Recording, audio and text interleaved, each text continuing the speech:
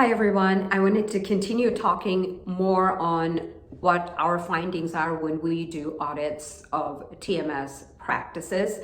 I would say, first of all, make sure before you start even the first session that you have checked the authorization that's on patient's file.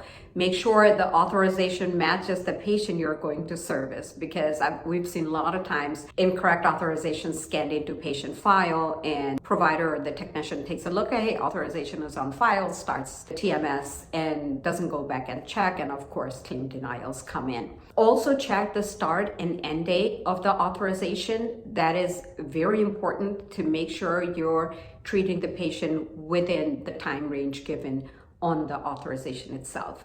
Check the authorization for allowed CPT codes, whatever codes you intend to bill for those sessions, make sure that's on the authorization. Also, how many units are allowed? Unit means number of sessions. How many number of sessions are allowed for each service code that's listed on the authorization? If you do extras beyond allowed units, you will not be paid. Another thing we see, there'll be several TMS sessions have passed by, but the encounters have not been finalized, and so claims have not been billed out.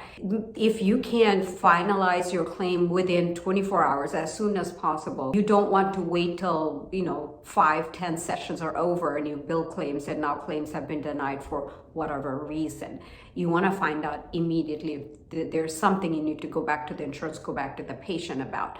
Patient plan changes, coverage changes. So try your best to finalize your encounters, bill out claims within 24 hours of the sessions. Also, we see TMS clinics where there's MDs and maybe other healthcare professionals like NPs or PAs, and TMS claims are then somehow incorrectly had been finalized under a different provider, let's say an NP or a PA, and not the MD who's actually doing the TMS. If the claim gets paid, if you're doing accounting end of the month, that's not going to match up, because whichever provider you're billing it under, when the money comes in, that will go to the credit of the provider that was on the claim. That's how payments are posted. Manual, auto, doesn't matter. That's how payments are going to be posted. If you bill it under the incorrect provider, the payment will be posted under the incorrect provider. So make sure the provider is the correct provider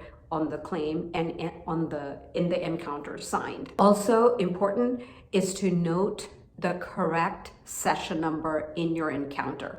Lot of insurances, after we submit TMS claim, will come back and ask to review medical record. Well, if this is the 10th session you have done, but you have now noted on your encounter it's the 13th session, then at the end you're going to miss out some payment. Or it's the 10th session, but you have noted on your encounter it's the 8th session. Well, they've already paid for the 8th session and your claim will be denied. So it's very important to make sure to document the correct session number in your notes. Also, not documenting the correct date. We see the appointment date is not same as the date. Maybe your software is set up in a way that if you start creating the patient documentation the day before, it puts that day, or maybe it's the day you actually sign off and finalize the claim, it gets recorded as that date of service. So it's incredibly important that the encounter notes are for the correct date of service. Otherwise,